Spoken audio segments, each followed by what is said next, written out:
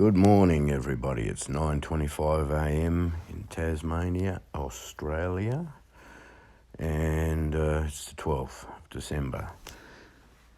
This is now the second time I've tried to do this video. In the previous one, once again, no sound. The one before that, I tried over a dozen times and varying methods and apps to get it to upload, but it wouldn't, and in the end I spent at least 8 hours to just end up with a failed attempt. I don't know if this is going to work. I guess we'll see. This is my second attempt, and look, I'm just about over it, to be honest with you. Spending hours and hours and hours and hours, and it must be YouTube. The video will play in every other format, in every other way that I try, except you upload it to YouTube and the audio doesn't come out. The only thing I can think of is that I mentioned one word in the previous video that was in relation to the pandemic. It's the only thing I can think of that may have triggered some sort of new AI whereby they, basically make, void and no good a video simply by listening to the audio, and if they find a word that triggers the AI program, then they sort of nullify that video by just taking the audio off. That's the only thing I can come up with. Repo Man came up with a workaround by uploading it to the cloud and then playing it through something on his computer, another program, OPS or something. Thing is, I don't use the cloud, I don't trust it, but just no way I'm uploading anything of mine to Google Cloud.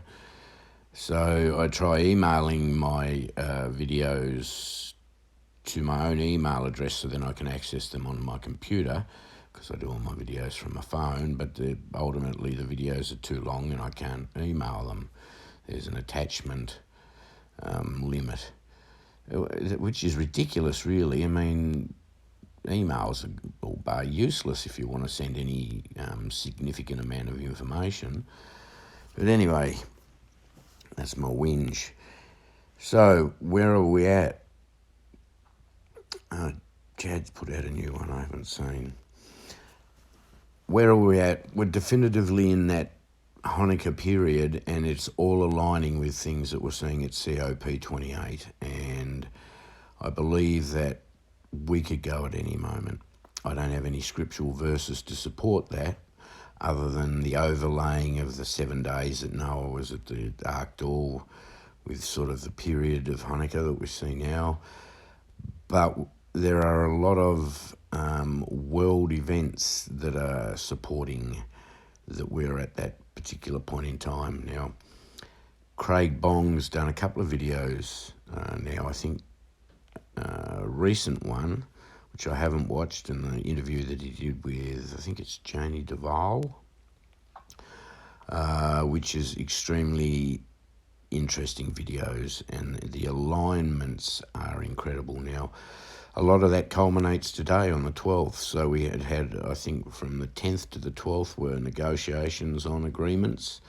And I think the 12th was, I guess, signing or ratification of those agreements. So we will see what happens after COP28. Now, it's the 12th here in Australia, so I think it's got a little bit longer to run where they are. But we're close.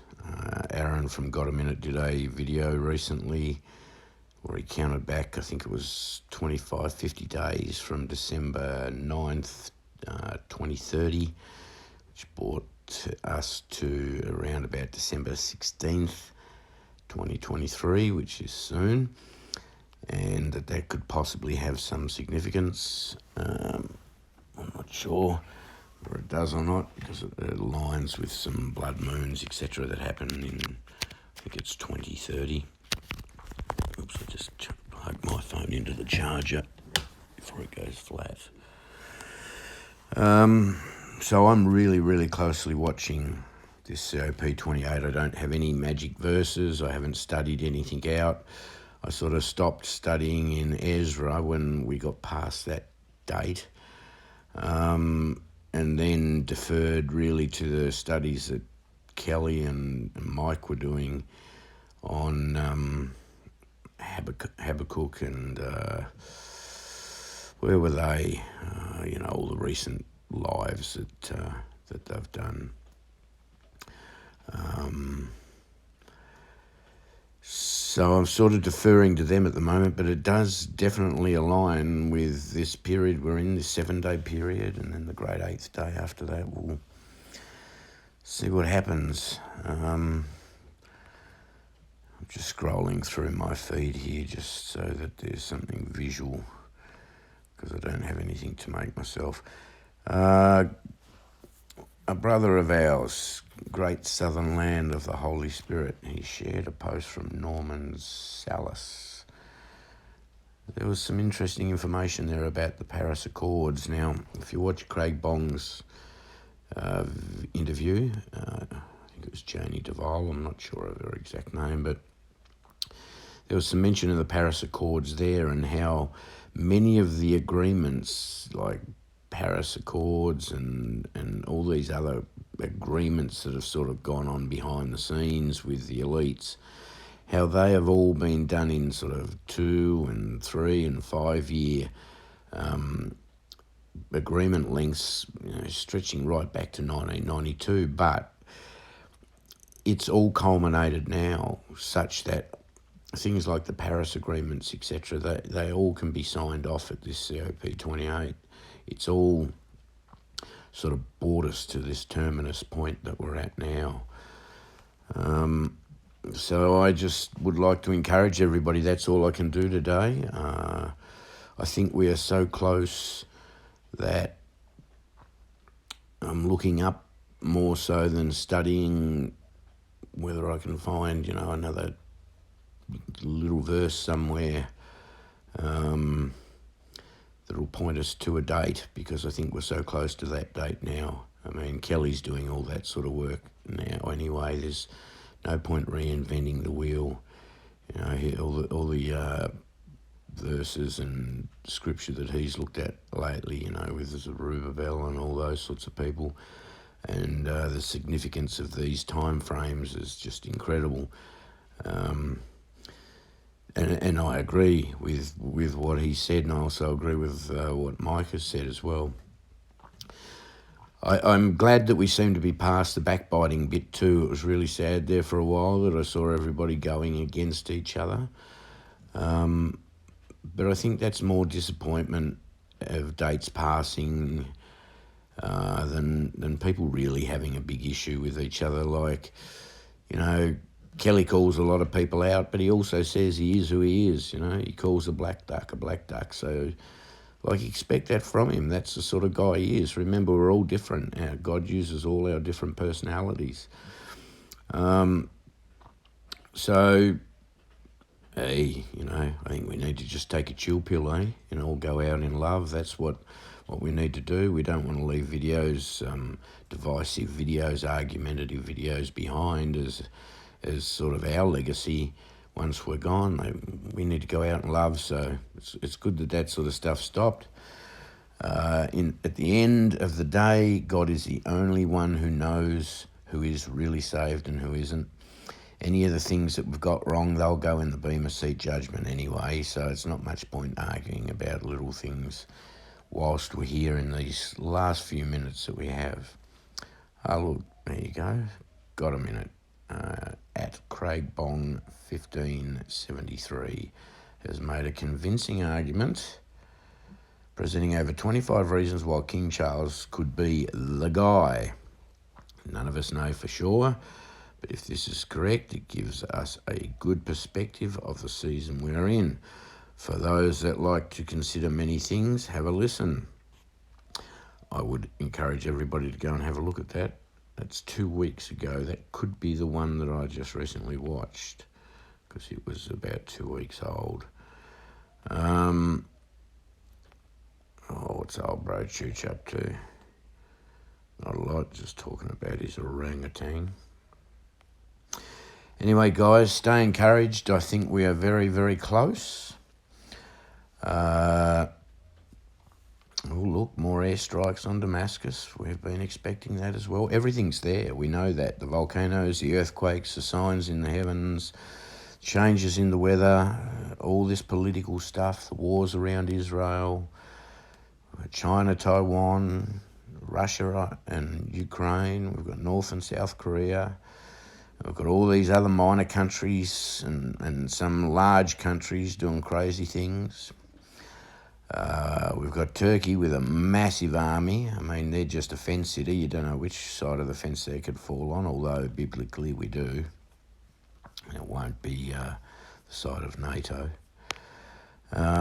Anyway, just stay encouraged. Remember, our works are but filthy rags before the Lord. Our righteousness is but filthy rags before the Lord. There is only one way to the Father, and that is through the Son. Jesus is the only person that ever lived. He was God himself, wrapped in flesh. He was the Word. The Word was with God. It was with God in the beginning. The Word dwelt amongst us. That's when Jesus wrapped himself in flesh. God wrapped himself in flesh and lived here. He lived a perfect life.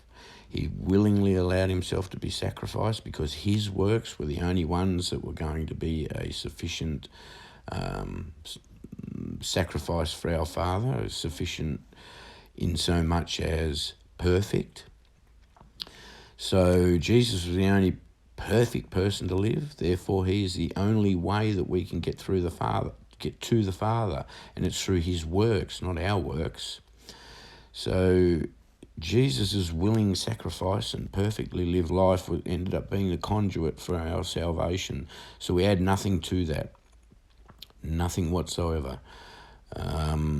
He threw us a life rope. All we did was hang on. He pulled us into the boat to safety. He saved us. Us hanging on to that life rope, we can't attribute that as works.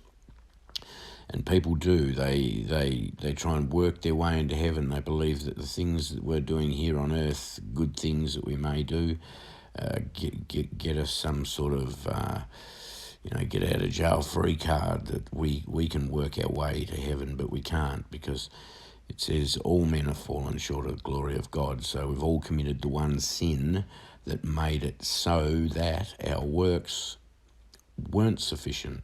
And that's as simple as it is. Jesus didn't sin. We have. So put all your faith in him. He's coming at any moment. God bless. I hope this video works. If it doesn't, I'm just about done with the videos, I think. I believe that this is something satanic getting at those producing videos,